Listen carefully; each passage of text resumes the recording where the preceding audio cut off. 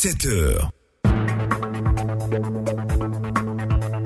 Bonjour à tous, merci de vous informer sur Radio Côte d'Ivoire. Vous suivez à présent le deuxième journal de cette belle matinée, constitué de la matinale des sports et de l'espace de notre partenaire des États-Unis d'Amérique. Avant toutes ces étapes, suivez les grandes lignes de ce journal avec Jérôme Kouakou. Bonjour. Awa Touré, bonjour. Les titres. Visite d'État du président de la République en Chine, Alassane Ouattara, reçu hier au palais du peuple de Beijing. Aujourd'hui, le chef de l'État préside un forum sur la transformation des produits agricoles. Un puissant dealer de drogue mis aux arrêts dans le Bassa Sandra, celui qui se faisait appeler El Capo, a été cueilli par la gendarmerie dans son campement. Et puis, 18 personnes tuées dans le crash d'un hélicoptère en Éthiopie. L'appareil qui transportait 15 militaires et 3 civils s'est écrasé non loin d'Addis Abeba, la capitale. Voici pour l'essentiel. Bonjour et bienvenue à tous. On débute ce journal par cette information. Le président de la République reçu hier au palais du peuple de Beijing. Alassane Ouattara, accompagné de la première dame Dominique Ouattara, a été reçu par le couple chinois Xi Jinping. S'en est suivi un entretien avec donc, le président chinois. Les deux hommes ont parlé de renforcement de la coopération bilatérale et de relations d'amitié entre les deux pays. 5 accords au total ont été signés. Un déjeuner a ensuite été offert à la délégation ivoirienne. Sur place à Beijing, le chef de l'État multiplie les rencontres avec les partenaires et grands groupes chinois à l'effet de les convaincre de soutenir la croissance en Côte d'Ivoire. J'ajoute que ce vendredi, le chef de l'État présidera un forum économique sur la transformation des produits agricoles. Ce forum verra la participation de plusieurs chefs d'entreprises chinoises et ivoiriennes et constituera une opportunité pour les opérateurs économiques chinois de découvrir les atouts et les opportunités d'investissement dans notre pays.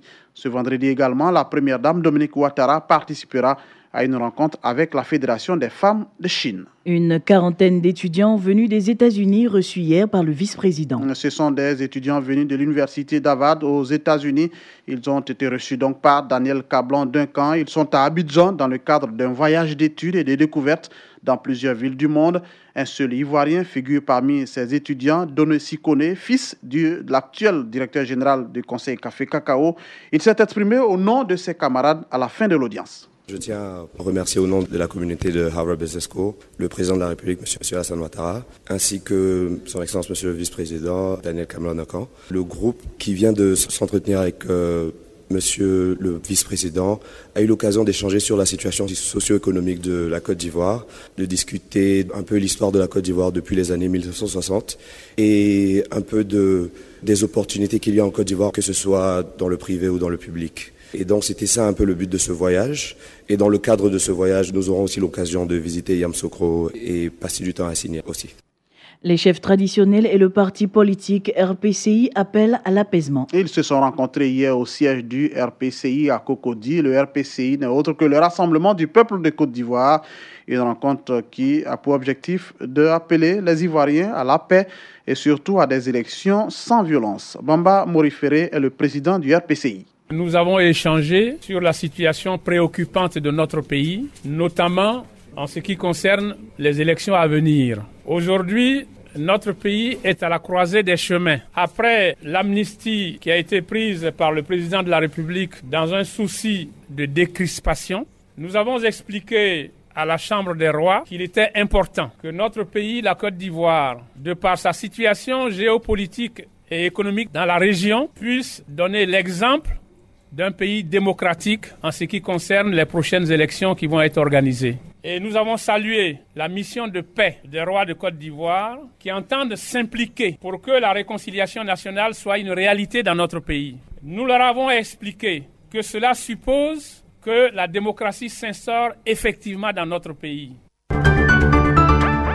Madame, Messieurs, vous suivez la deuxième session d'information de cette matinée sur Radio Côte d'Ivoire. Une association fait la promotion des énergies renouvelables. Il s'agit de l'Association ivoirienne des énergies renouvelables et de l'efficacité énergétique qui entend ainsi associer les collectivités locales dans la lutte contre le changement climatique, et cela à travers des premières journées nationales promotionnelles de l'énergie solaire et de l'économie de l'énergie. Écoutons Eddy Boro, il est le président de cette association. Ces journées répondent à un objectif d'information et de sensibilisation du grand public pour les amener à s'approprier les gestes économes en énergie, pour pouvoir économiser l'énergie, réduire les factures d'électricité, de pouvoir faire de l'autoproduction, produire sa propre électricité à partir des sources solaires, et puis d'être imprégné des dangers des changements climatiques qui constituent une véritable menace pour notre planète en ce moment. C'est à l'intérieur des collectivités qu'on retrouve toutes les couches de la population, autant les ménages, les commerces, les PME, les industries,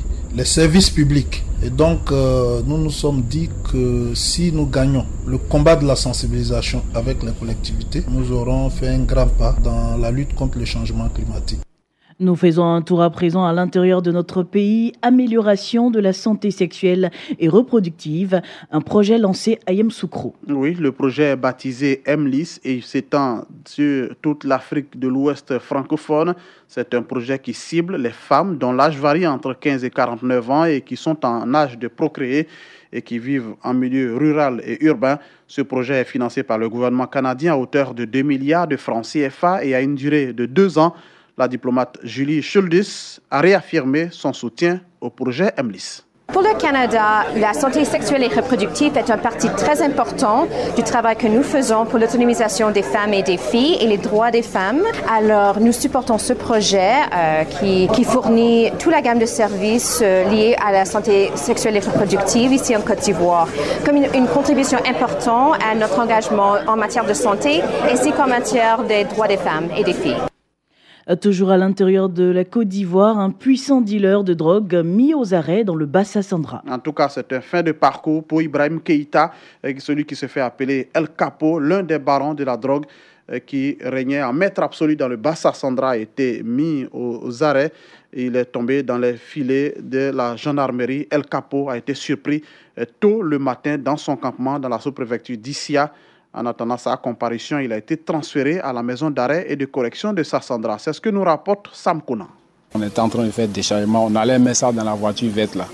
En même temps, les chefs ont apparu sur nous. Donc moi, j'étais en train de faire un déchargement. Ma tête était abaissée et lui, il a pris la fuite. Ces propos de ce trafiquant de drogue mis aux arrêts remontent en mai dernier.